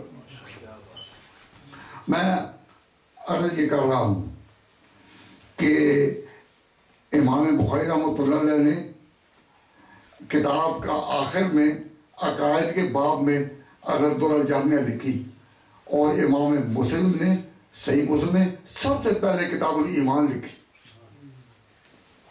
یہ سنن والے جتنے ہیں وہ پہلے لاتے ہیں کتاب الطہارت وضو اور نماز کو، لیکن امام مسلم سب سے پہلے ایمان. مطلب یہ ہے کہ ایمان قائم ہو تو اعمال کا بھی ثواب ہوگا، لیکن اگر ایمان ہی کمزور ہو تو صرف فضائل اعمال نہ پڑھیں، فضائل ایمان بھی پڑھیں. امام مسلم نے اپنی ترتیب میں یہ بات کہہ دی، اور امام بخاری رحمۃ اللہ علیہ نے الرد الجامیہ بات کہہ دی. اب یہ ہے کہ ہمارا جو مسلک ہے ہمارے بزرگوں کا وہ یہ ہے کہ ہم شریعت کے ساتھ ساتھ ذکر و اذکار اور تزکیہ باطن کا بھی عقیدہ رکھتے ہیں. تو امام بخاری رحمۃ اللہ علیہ نے ساری شریعت کو بیان کرنے کے بعد آخر میں اس پر کہ جس طریقے کے ساتھ تزکیہ باطن ہو اور تم باطنی منزلیں بھی طے کرو، تو حدیث لکھی کہ دو کلمے ایسے ہیں جو اللہ تعالیٰ کو بہت پیارے ہیں، اور قیامت کے دن جب اعمال تولے جائیں گے ان وظیفوں کا بڑا ہی وزن ہوگا، اور وہ کیا ہیں؟ سبحان اللہ و بحمدہ سبحان اللہ العظیم. کہ یہ وہ دو کلمے ایسے ہیں. اب یہ جو کلمے زبان سے نکلیں اس کو کیا کہتے ہیں؟ اس کو عام اصطلاح میں کہتے ہیں ذکر و اذکار. تو ذکر و اذکار میں ہمارے بزرگ حضرت مولانا رشید احمد صاحب گنگوئی رحمۃ اللہ علیہ، حضرت شاہ عبد الرحیم صاحب رائے پوری، حضرت مولانا تھانوی، حضرت مولانا شیخ الہند، ان بزرگ جو تھے یہ سارے کے سارے اہل بیت باطن میں سے تھے اور ذکر و اذکار کے قائل تھے. تو ہمیں جو کہا جاتا ہے کہ یہ ذکر و اذکار اور وظائف اور بزرگوں سے نسبت یہ کیوں رکھتے ہیں، تو آپ کو یاد رکھا جائے، آپ کو یاد رہے کہ صحیح بخاری تو ختم اس پر ہوئی ہے. صحیح بخاری میں پہلا باب کیا ہے؟ پہلے شروع میں کہا کہ انما الاعمال بالنیات، بتایا گیا کہ دین چلتا ہے، شریعت چلتی ہے کہ اچھی نیت لے کر آؤ، اور ختم کرو ذکر و اذکار پر. ادھر بھی طریقت اور درمیان میں شریعت لپیٹ کر رکھ دی. یہ تو آخری حدیث ہے، اس میں یہ جو فرمایا کہ دو کلمے ایسے ہیں کہ جن کا وزن بہت زیادہ ہوگا. تو اس سے یہ مسئلہ نکلتا ہے کہ اعمال تولے جائیں گے. اس لیے ہمارے عقائد کی کتابوں میں ہر جگہ لکھا ہے الوزن، سب میں کہ وزن کیا جانا اعمال کا بالکل برحق ہے. الوزن حق، اور اللہ تبارک و تعالیٰ جل تعالیٰ نے فرمایا کہ جس وقت اعمال تولے جائیں گے، اور غالباً سورۃ کہف کے آخر میں نُنَبِّئُکُم بِالْأَخْسَرِینَ أَعْمَالًا الَّذِینَ ضَلَّ سَعْیُہُم یحسبونہم، اس میں ہے کہ جو اعمال شریعت کے مطابق نہیں ہوں گے لا نقیم لہم یوم القیامۃ وزنا، ان کا وزن نہیں ہوگا. یہاں اعمال میں وزن آتا ہے نہیں، یہاں چیزوں میں وزن آتا ہے کش زمین سے. ایک چیز وزنی ہے میرے ہاتھ میں، اگر میں ہاتھ چھوڑ دوں یہ اوپر گرے گی یا نیچے؟ کیوں؟ اس لیے کہ زمین کی یہ feature, one of the basic feature یہ ہے کہ یہ چیزوں کو طرف کھینچتی ہے. تو یہاں اس چیز میں وزن نیچے آ گیا. تو یہاں چیزوں میں وزن کس طرح آتا ہے؟ کہو کش ہے زمین سے. زمین میں کش ہے، جس طرح میگنیٹ میں ایک تاثیر ہے، تو زمین میں کش ہے تو زمین اپنی طرف کھینچتی ہے تو وزن آتا ہے. لیکن جب آخری ترازو اعمال کی رکھی جائے گی تو وہاں اعمال میں وزن کش زمین سے نہیں آئے گا، وہ تو زمین ہی نہیں ہوگی. وہاں ان میں وزن آئے گا موافقت سنت سے. جو اعمال کتنے خوبصورت کیوں نہ ہوں اگر سنت کے مطابق نہیں ان میں وزن نہیں آئے گا. تو لوگ جو کہہ دیتے ہیں کہ جی فلاں نے اتنی رونق کی, بڑی رونق لگی ہوئی تھی, شب برات آئی اتنے چراغ روشن تھے, بڑی رونق تھی, تو یاد رکھو اعمال کتنی رونق والے کیوں نہ ہوں لیکن وزن نہیں آئے گا جب تک سنت کے موافق ہو. اب میں یہ ہمارے شاگرد تو یہ پہلے سوچ چکے, نئے طور پر شاگرد بنانے کی کوئی ضرورت ہی نہیں, اور آج میں اس کے لیے آیا بھی نہیں. تو تلاوت کریں اور دعا کریں کہ اللہ تبارک و تعالیٰ جل شانہ نے ان پر جو یہ ذمہ داری ڈالی اس ذمہ داری کو یہ پھر پوری عمر نبھائیں. اور اس میں خاص طور پر میں ان سے اقرار لوں گا کہ جن پر رد کرنا ہے ان پر رد کریں. کوئی بھی کہے کہ چھیڑو نہ تو آپ فوراً کہیں کہ جب کوئی چھیڑے تو پھر چھوڑو نہ, جب کوئی چھیڑے تو تھوڑی چھوڑنا. اور یہ بخاری شریف کا جو تو مجھے ویسے یاد آ گیا مشکات کا آخر, مشکات کے آخری صفحے پر حدیث ہے کہ فرمایا نبی پاک صلی اللہ علیہ وسلم نے کہ اس قوم کے آخری دور میں کچھ ایسے لوگ ہوں گے لہم اجر مثل اجر اولہم, ان کو اجر ملے گا صحابہ والا. کیا ملے گا؟ صحابہ. تو اجر ان والا ملے گا, درجہ ان والا نہیں. درجہ انہی کا ہے. تو جب لہم اجر مثل اجر اولہم, جو پہلے لوگوں کا درجہ اس کے مطابق ان کو اجر ملے گا. اور وہ کون ہوں گے؟ الذین یأمرون بالمعروف وینہون عن المنکر ویقاتلون اہل الفتن, کہ جو امر بالمعروف نہیں عن المنکر کریں گے اور دین میں جو فتنہ کرے اس کے مقابلے میں اس کا مقابلہ کریں گے. یقاتلون اہل الفتن. تو اہل الفتن کے بارے میں محدث جلیل مولا لکائی نے مرقات میں لکھا ہے کہ وہ اہل فتن کون سے ہیں؟ وہ اہل فتن کون سے ہیں؟ اے من الخوارج والروافض, اے الخوارج والروافض بسائر اہل البدع, سارے اس پیٹ کر. تو حضور نے فرمایا کہ دین کے لیے اور اس کی حفاظت کے لیے یہ محنت کرنی تمہارے لیے, یہ انہی کو اجر ملے گا کہ جو ان کا فتنہ کریں گے مقابلہ. اب آپ حدیث پڑھیں, بس میں سے سنوں گا یہیں سے. ان ابی زرعہ قال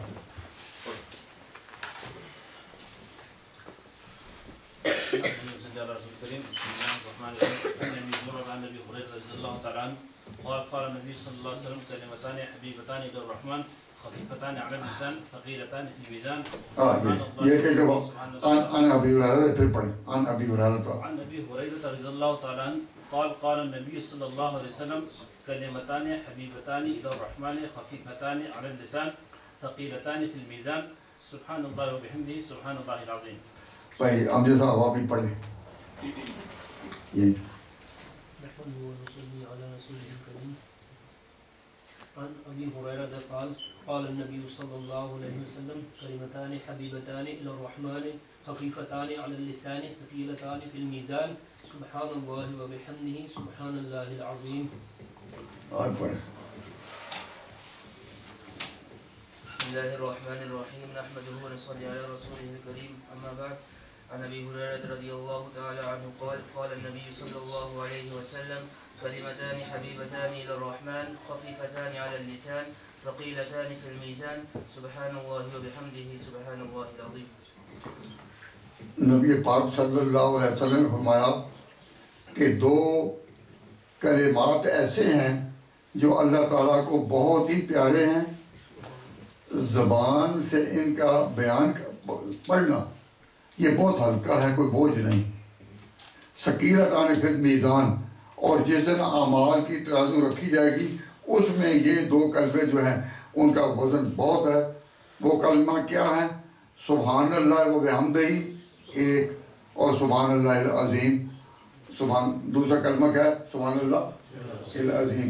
سارے حضرات پڑھیں سبحان اللہ و بحمدہ سبحان اللہ العظیم صدق النبی صلی اللہ علیہ وسلم۔ اللہ تبارک و تعالیٰ جل شانہ توفیق عطا فرمائے کہ ان کلمات کو آپ کی زبان پر لائے، اور جو علم کا بوجھ آپ پر آ گیا اللہ تعالیٰ اس کو نبھانے کی توفیق عطا فرمائے۔ قاری عبدالرشید صاحب نے ذکر کر رہے تھے مولانا عبدالسلام صاحب رحمۃ اللہ علیہ کا، ان کے اور میرے اور کے ساتھ یہ مولانا عبید اللہ صاحب کے واسطہ سے حضرت مولانا حسین مدنی کی سند مجھ تک پہنچتی ہے۔ میں اس کی ان تینوں کو اجازت دیتا ہوں، اور اس کے علاوہ حضرت مولانا زکریا صاحب رحمۃ اللہ علیہ سے بھی براہ راست بالاتصال مجھے اجازت حاصل ہے، میں اس کی اجازت دیتا ہوں، اور ان سے درخواست کرتا ہوں کہ میں اس کو سند کو حضرت مولانا ادریس محمد شیخ التفسیر والحدیث مولانا ادریس کاندلوی کی طرف سے وہ میرے اس واسطے سے روایت کر دیں۔ اور اللہ تبارک و تعالیٰ جل شانہ اس کے علاوہ بڑے بزرگوں سے بھی کچھ ہمیں استفادہ کرنے کا موقع ملا، لیکن اس اجتماع میں ان کا نام لیتے ہوئے، بزرگوں کا نام لیتے ہوئے بھی دل کام تھا، اس لیے میں نے آپ کے خواہش کے مطابق میرا مولانا عبدالسلام صاحب اور جو مولانا صابر صاحب سے ان کے ساتھ بھی اسی واسطے سے مولانا مدنی سے نسبت حاصل ہے۔ ربنا تقبل منا انک انت السمیع العلیم وتب علینا انک انت التواب الرحیم۔ اے پروردگار، یہ حضرات جنہوں نے یہ آج نبی پاک صلی اللہ علیہ وسلم کے اس ارشاد پر صحیح بخاری ختم کی، یا اللہ ان کو کتاب و سنت کا اور قرآن و حدیث کا خادم بنا، ان کی یادداشت میں برکت عطا فرما، ان کی یادداشت میں برکت عطا فرما، اور آل حق کی عزت اور صداقت کے گرد پہرا دینے کی توفیق عطا فرما۔ یہ صحابہ کے گرد پہرا دینے کے ذمہ داری انہوں نے پہلے ہی اٹھائی ہوئی ہے، اے اللہ اس کو حسن ادا کے ساتھ ادا کرنا آسان فرما دے۔ اور جو حضرات یہاں شریک اجتماع ہیں اور اس شوق کے ساتھ آئے ہیں، اللہ تبارک و تعالیٰ جل شان کے عطا یہ جو آواز نکلی یہاں سے اڑتی اڑتی اڑتی 1400 سال پیچھے جا رہی ہو، تو آپ ان بزرگوں کے ساتھ ایک نسبت پا گئے، ان بزرگوں کے ساتھ ایک نسبت پا گئے، اور اس نسبت میں آپ نے یہ اقرار کیا کہ ہمیں اس دین سے نسبت ان سے ہو گئی، لیکن دین ہے کیا، اس میں ہم مجتہدین کی لائن پر چلیں گے۔ اللہ تبارک و تعالیٰ جل شانہ ہمیں اس مسلک پر رکھے۔ ہمارا مسلک کیا ہے؟ اہل سنت والجماعت۔ جہاں کہیں بات کرنے کا موقع ملے آپ یہی کہیں، اور کھلے دل سے کہیں، فراخ دلی سے کہیں، بغیر کسی بوجھ کے کہیں کہ ہمارا مسلک ہے اہل سنت والجماعت۔ اگر اندیشہ ہو کہ کوئی پورا نہیں سمجھ رہا تو پھر اتنا کہہ دو مسلک دیوبند، اہل سنت والجماعت مسلک دیوبند۔ جو تاریخی نام ہے وہ یہی ہے اہل سنت والجماعت۔ حضرت مولانا مفتی محمد شفیع صاحب رحمۃ اللہ علیہ وہ طلباء کو فراغت کے وقت یہ کہا کرتے تھے کہ تم جب باہر جاؤ گے تو تمہیں کہا جائے گا دیوبندی۔ نہ، دیوبند ایک جگہ ہے جہاں مدرسہ ہے دین کا، اور دین وہی پڑھایا جاتا ہے جو پہلے اہل سنت والجماعت کو۔ تو تم اہل سنت والجماعت اپنا کہو کہ ہمارا مسلک اہل سنت والجماعت ہے، لیکن کس طرح؟ حسب مسلک کے علماء دیوبند۔ تو دیوبند والے کسی جدید دین کے بانی نہیں، کسی جدید مذہب کے بانی نہیں، بلکہ وہی ایک میراث جو چلی آ رہی تھی پہلے، انہوں نے وہی دنیا میں پھیلائی اور نام پایا۔ تو ہم لوگ، ہمیں اگر کوئی کہے کہ تم دیوبندی ہو تو اس لحاظ سے کہ ان علماء کے تم شاگرد ہو بس، لیکن مسلک اپنا جو ہے وہ یہ نہیں، مسلک ہے اہل سنت والجماعت۔ ہاں، تفصیل کے لیے حسب مسلک دیوبند یا صرف مسلک دیوبند، اللہ تعالیٰ اس پر قائم رکھے۔ تو دنیا میں ہمارا نام اسی ہے، تعارف ہمارا۔ تو ہم لوگ جو ہیں اس ملک میں رہتے ہوئے، میں تھوڑی سی بات دعا میں ہی کہہ رہا ہوں کہ اس ملک میں رہتے ہوئے جو those people who are highly educated and they are university students, when we mention them that we belong to this school of Deoband, this school of thought, they do not feel it well. They raise question that in this environment and in this society, when we are called in this name, تو لوگ ہمارا نام پہ کہتے ہیں کہ فرقہ وارانہ ہے. تو میں نے ان کو اس سے بچانے کے لیے ایک بات کہی, آپ اتفاق نہ کریں تو کوئی حرج نہیں, بارہ میری بات سن لیں. تو میں جب ان کے ہاں ہو جاتا ہوں تو کہتا ہوں کہ تم نے اپنا مسلک بنانا ہے, تو کہنا تو چاہتا ہوں, میرے دل کی آواز ہے ہم کہیں اہل سنت جماعت, لیکن ان کو مجھے کہنا پڑتا ہے کہ جس میں کسی فرقہ وارانہ وام نہ گزرے. تو ان کو میں یہ بتاتا ہوں کہ بھئی تمہارا مسلک ہے, تم اہل سنت والجماعت ہو, لیکن کس طرح کے؟ صحابہ کی طرح کے. جس طرح صحابہ کا عقیدہ تھا اسی عقیدے پر تم ہو. تو ہم یہ کہنے کی بجائے کہ یہ دیوبند کے ہیں یا حنفی ہیں, ان کو یہ کہا جاتا ہے کہ تم صحابہ کے طریقے پر ہو. اور یہ تبلیغ والے جو ہیں وہ بھی جب کسی کو دعوت دیتے ہیں تو وہ کوشش کرتے ہیں کہ اختلاف سے بچیں, لیکن عقیدہ ان کا بھی وہی ہے کہ ہم صحابہ کی لائن کے ہیں. حضرت مولانا محمد یوسف قادری رحمۃ اللہ علیہ نے ایک کتاب لکھی حیات الصحابہ 3 حصوں میں. تو جماعت والے جو ہیں ان کا مسئلہ یہی ہے, لیکن چلتا ہے صحابہ کے نام سے. اگر اس ملک میں ہمیں صحابہ کے نام پر چلنا پڑے اور صحابہ کے نام پر کام کرنا پڑے تو بات وہی ہو جاتی ہے جو علماء دیوبند چاہتے ہیں, اور ہم بھی اپنی اس تعبیر میں کامیاب ہو جاتے ہیں کہ فرقہ وارانہ نام نہیں لینا پڑتا. ہم کون ہیں؟ صحابہ کرام کے ماننے والے. یہاں ایک سوال ہے بہت اہم, وہ کہہ کر میں دعا ختم کرتا ہوں. وہ بات بہت اہم ہے. ہم ہیں بھائی بولو صحابہ والے. تو سوال اٹھتا ہے اگر صحابہ میں اختلاف ہو, صحابہ کا آپس میں اختلاف ہو, تو تم نے جو کہا ہے کہ ہم صحابہ والے ہیں, تو پھر بات واضح تو نہ ہوئی. یہ سوال سمجھ آ گیا. تو میں اس کا جواب دیتا ہوں, مجھے امید ہے کہ سب علماء کرام اکرام فرمائیں گے اور اس بات کو یاد رکھیں گے. سنو, بہت مختصر جواب ہے. میں نے کہا ہمارا مسلک صحابہ والا, آپ نے اگری کیا نا, ہم انہی کی لائن پر حضور کے دین کو, قرآن کو, سنت کو سمجھتے ہیں کس طرح جیسا صحابہ نے سمجھا. ہم صحابہ کی لائن کے ہیں. یہاں تک تو آگے سوال ہے کہ اگر صحابہ میں اختلاف ہو, سوال سمجھ گئے نا.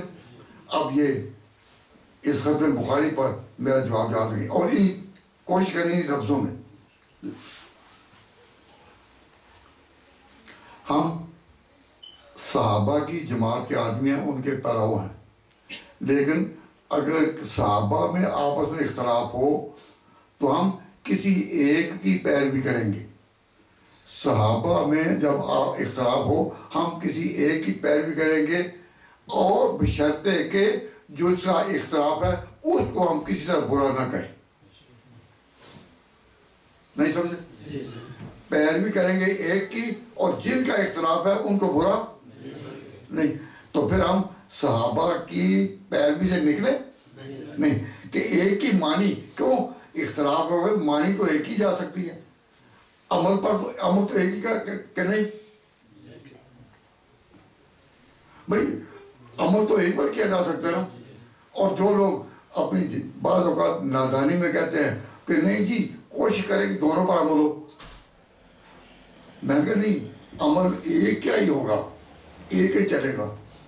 ہم 4 اماموں کو برحق سمجھتے ہیں لیکن پیروی ایک ہی کرتے ہیں, عمل تو نہیں ہو سکتا. کہتے ہیں جی ہو سکتا ہے. میں کہا کیسے؟ ان کا مسئلہ کہ ایک اختلاف ہے صحابہ میں کہ کچھ رفع ذہن کرتے تھے اور کچھ نہیں کرتے تھے. تو اب اس میں کہا جوڑ کے کہ جی نماز پڑھ رہے ہیں تو ایک ہاتھ ایک طرف کر لیا کہ دوسرے کا نہ کریں, ایک طرف کر لیا کہ دوسرے کا نہ کریں.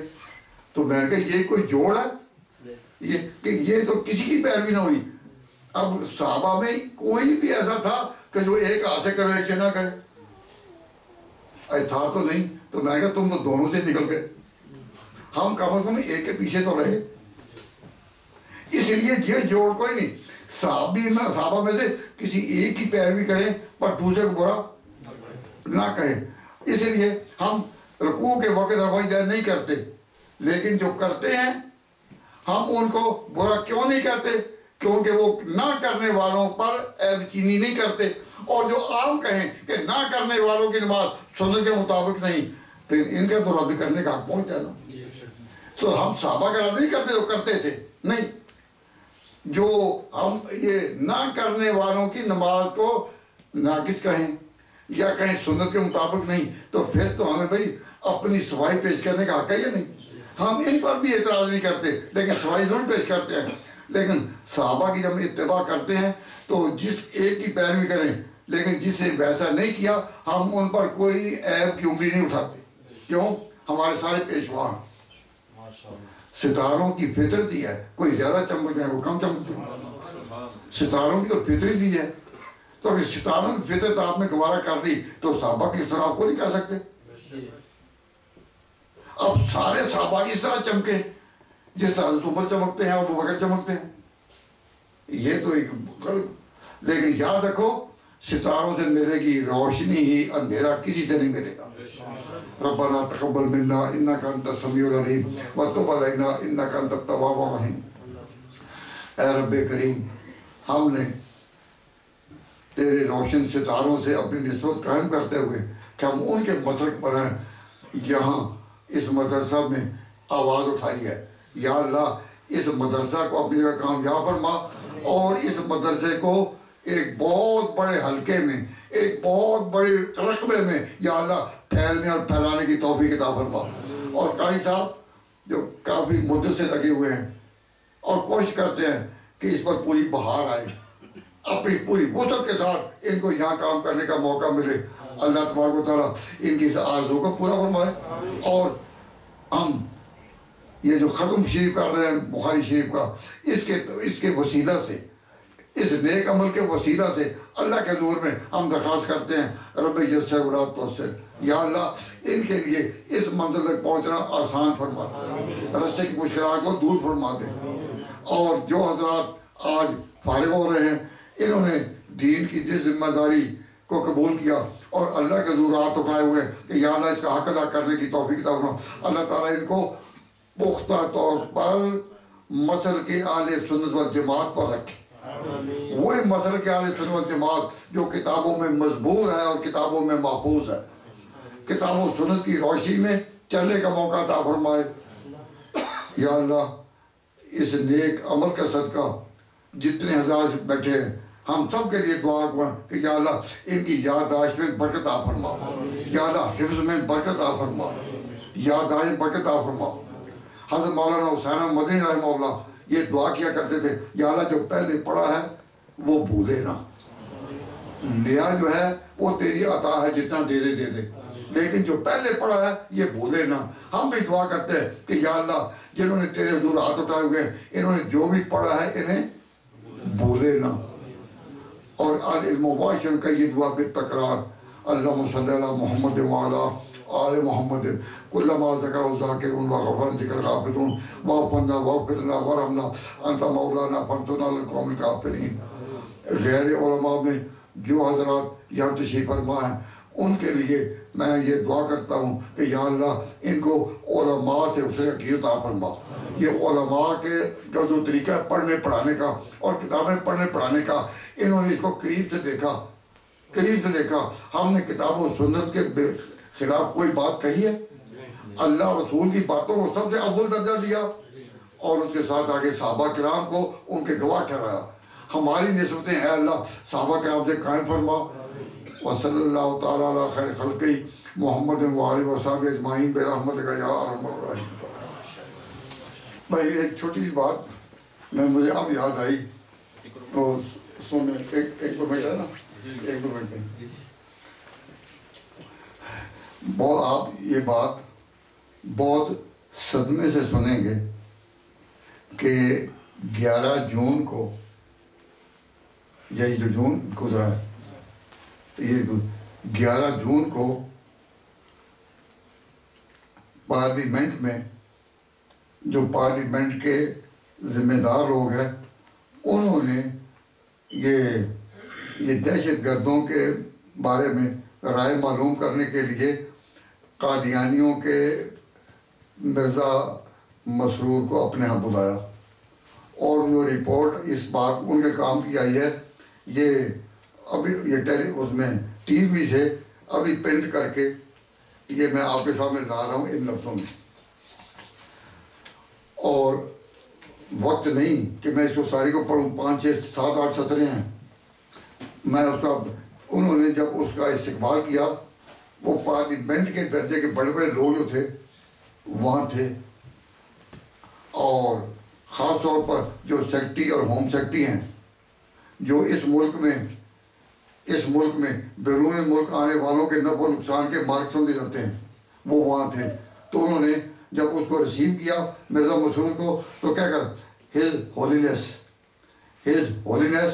حضرت مرزا مسرور Ahmad has shown and continued to show that the only effective way of pursuing extremists and of their یہ ساری آگے بات کہ یہ بہت اچھے، انہوں نے بہت کام کیا۔ اور ہز ہولینس کو کس کو کہا جاتا ہے؟ ان کے ہاں اور یہ برطانیہ کے پڑھے لکھے لوگوں کے ہاں یہ ٹائٹل ہے پوپ کا، جو اٹلی میں، یعنی پوپ ایک پورے طبقے کا امام ہے، اور ملکہ الزبتھ وہ بھی ایک پورے طبقے کی امام سمجھی جاتی ہے۔ یہ دو پرانے پروٹسٹنٹ رومن کیتھولک، یہ پورے گروہوں کے یہ پیش، ان کے ساتھ ہی یہ لفظ آتا تھا ہز ہولینس، یا بادشاہوں کے ساتھ آتا رہا، جو ملکہ ہے اس کے ساتھ آ سکتا ہے۔ انہوں نے یہ ٹائٹل اس کو دیا اور کہا کہ یہ جو ہمارے یہاں آئے ہیں، اس کے بارے میں ایک پورا پروگرام، یہ جو علماء ہیں ان کے پاس، میں نے مفتی فیض الرحمان صاحب کو سے کہا ہے کہ پورا پروگرام یہ کہ 11 جون کو کیا کیا ہوا، اور اس پر ہمارا کیا موقف ہے، کیا ہمارا مواخذہ اس پر، وہ لکھ کر ہم دے دیں گے سردست انگریزی میں، پھر آپ موقع ملا تو اردو میں بھی ہو جائے گا۔ تو مفتی صاحب کو یہ کہا کہ یہ جتنے بھی علماء ہیں نا، ان سب تک آپ نے پہنچانا ہے، وہ پہنچائیں گے نا، اور ان کی لسٹیں آپ 2-3 فرق ہیں کہ مفتی حسن صاحب موجود ہیں اور قاری تصور صاحب موجود ہیں، تو جتنے علماء یہاں ہیں، جتنے علماء، ان کے ناموں کی اور پتے کی لسٹیں اگر آپ دے دیں مفتی صاحب کو، اور آپ کے بعد جو وہ دے دیں، تو ان تک یہ ساری کارروائی پہنچ جائے گی۔ اس بار میں نے تقریباً 18 سے اس پر میں نے کوئی پوائنٹ اٹھائے ہیں، انشاءاللہ رضی اس کو لے کر آپ کو بات بھیجا جائے گا، تو آپ پورے ملک کی سطح پر ان کے، میں تو یہ کہتا ہوں کہ اگر مرزا مسرور کو یہ ہولینس کہیں، تو اس میں انہوں نے